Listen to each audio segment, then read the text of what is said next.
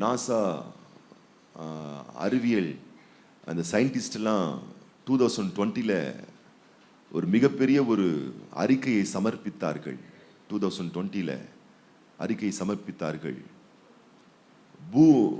பூலோகங்கள், கோள்கள், எத்தனையோ கோள்கள் இருக்கிறது, கிரகங்கள் இருக்கிறது.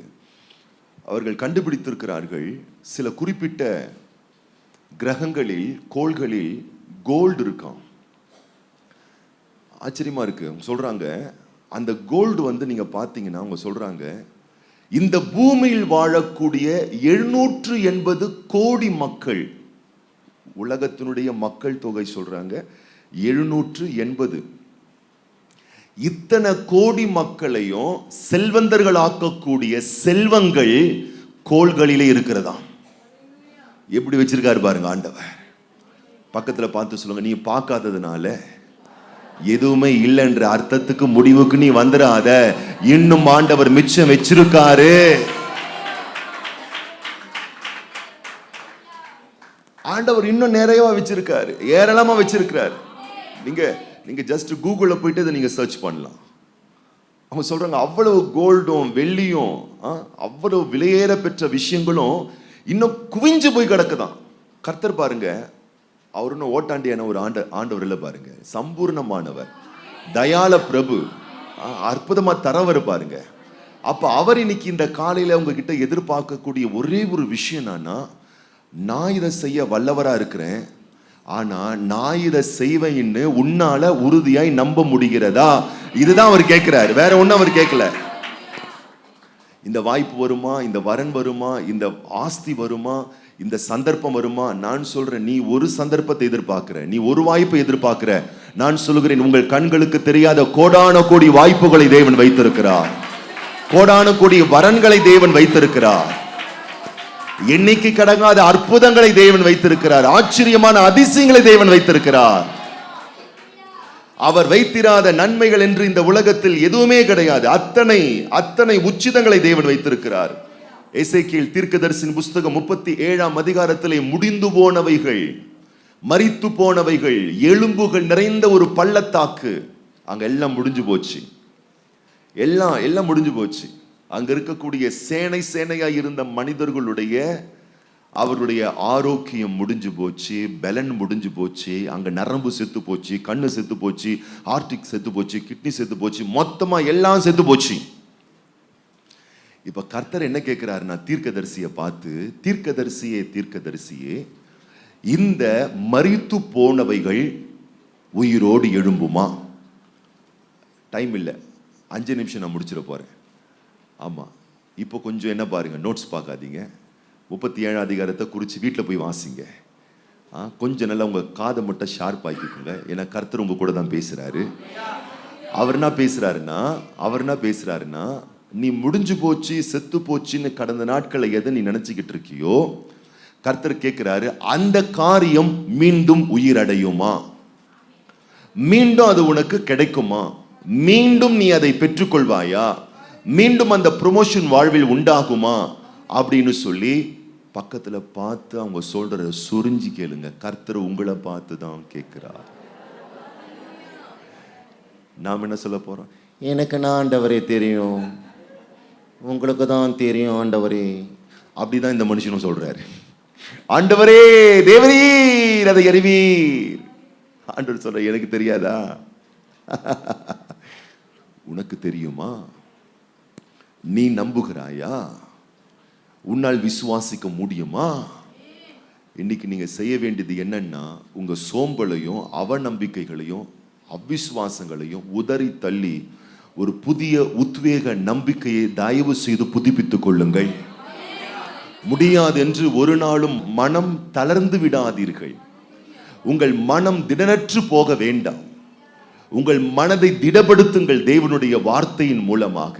எப்படி திடப்படும்? ஒன்றும் இல்லை, இந்த பிரசங்கத்தை மறுபடியும் 2 முறை கேட்டீங்கன்னா நம்பிக்கை மறுபடியும் கிடைச்சிரும்.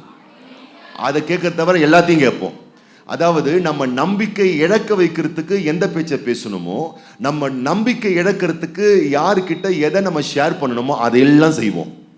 அதையெல்லாம் பண்ணிக்கிட்டு நம்பிக்கையே இல்லை, காரியமே நடக்க மாட்டேங்குது, நடக்கவே நடக்காது. நம்பிக்கையை வளர்த்தி கொள்ளக்கூடிய வார்த்தைகள், விசுவாசத்தை ஊக்கப்படுத்தக்கூடிய வசனங்கள், உங்களுடைய நம்பிக்கையும் விசுவாசத்தையும் தட்டி எழுப்பக்கூடிய தேவாதி தேவனுடைய வார்த்தையினுடைய கனெக்டிவிட்டிக்குள்ள வரும் பொழுதுதான் அது செயல்பட ஆரம்பிக்கும். சும்மா இங்க வேலை செய்யறதுல பாருங்க. அதனாலதான் ஆண்டவரை நிக்க வச்சு கேட்கிறாரு, இங்க பாரு, இங்க நிறைய மனுஷங்க இருந்தாங்க, ஆனா உங்க கண்ணு செத்து போச்சு, உடம்பு செத்து போச்சு, உறுப்பு செத்து போச்சு, உயிரே போயிடுச்சு. அதெல்லாம் இருக்கட்டும், முடிஞ்சு போன கதெல்லாம் இருக்கட்டும். இந்த புதிய மாதம், இந்த புதிய துவக்கம், இந்த காலையிலே ஆண்டவர் முகமுகமா உங்களை பார்த்து கேட்கிறார், மறுபடியும் இந்த சுகவாழ்வு உனக்கு துயிருக்குமா? மறுபடியும் கிடைக்குமா? இங்க ஆமேன் தான், அல்லேலூயா தான். ஆமா, அதுக்கப்புறம் பாத்தீங்கன்னா நடக்கும், நடந்தா நல்லா இருக்கும், கிடைச்சா நல்லா இருக்கும் அப்படின்ட்டு அவர் மேலே தூக்கி பழிய போட்டுருவோம். அல்லேலூயா, அவர் இவ்வளவு காலம் பழி ஏத்துக்கிறதுலாம் போதுங்கிறாரு.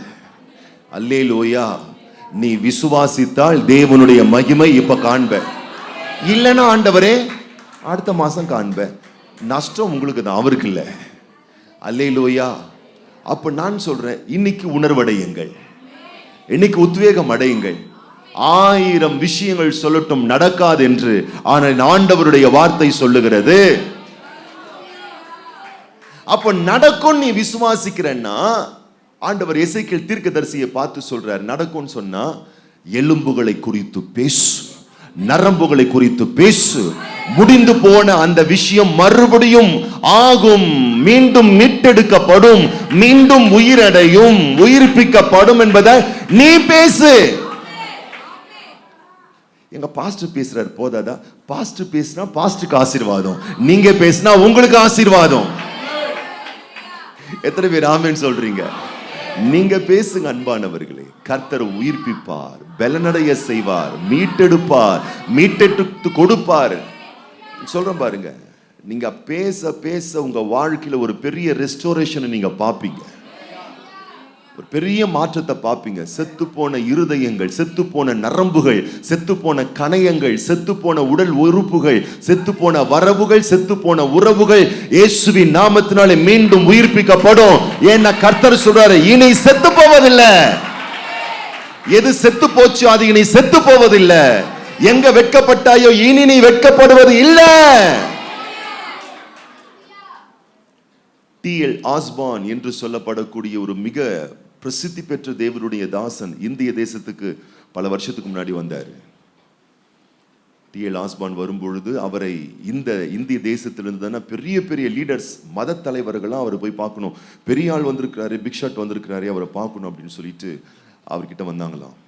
வந்துட்டு அவங்கெல்லாம் சொன்னாங்களாம், நிறைய மத தலைவர்கள்லாம் வந்திருந்தாங்களாம், உங்களுடைய கிறிஸ்தவமும் இந்த வேத புஸ்தகம், இந்த புக்கு, இந்த வார்த்தை மட்டும்தான் உங்க கையில நீங்க பிரசங்கிக்கக்கூடிய இந்த வார்த்தை மட்டும்தான் விசேஷமானது அப்படின்னு சொன்னா, எங்ககிட்டயும் புக் இருக்கு, எங்ககிட்டயும் வார்த்தை இருக்கு அப்படின்ட்டு ஒவ்வொரு மத தலைவர்களும் அவர்கள் நம்பக்கூடிய நம்பிக்கைகள், இப்போ அதெல்லாம் நான் இப்போ சொல்ல மாட்டேன், ஏன்னா யாரில் போகுது. அல்லேலூயா. அவங்கவுங்க நம்புற அந்த நம்பிக்கையின் புத்தகங்களை கொண்டு வந்து காமிச்சாங்களாம். நீங்களும் புக்கு வச்சிருக்கீங்க, நாங்களும் புக்கு வச்சிருக்கோம். நீங்க இதை விட கிறிஸ்துவும் எதனால் விசேஷமானவர்? அவர் சொன்னாராம், நாளைக்கு ஈவினிங் மீட்டிங் இருக்கு, நாளைக்கு சாயந்தரம் கூட்டம் இருக்கு, நாளைக்கு சாயந்தரம் கூட்டத்துக்கு வாங்க, அப்போ உங்களுக்கு தெரியும் கிறிஸ்துவும் அவருடைய வார்த்தையும் உங்களுடைய வார்த்தையை கடந்து எதனால் விசேஷித்தது என்று.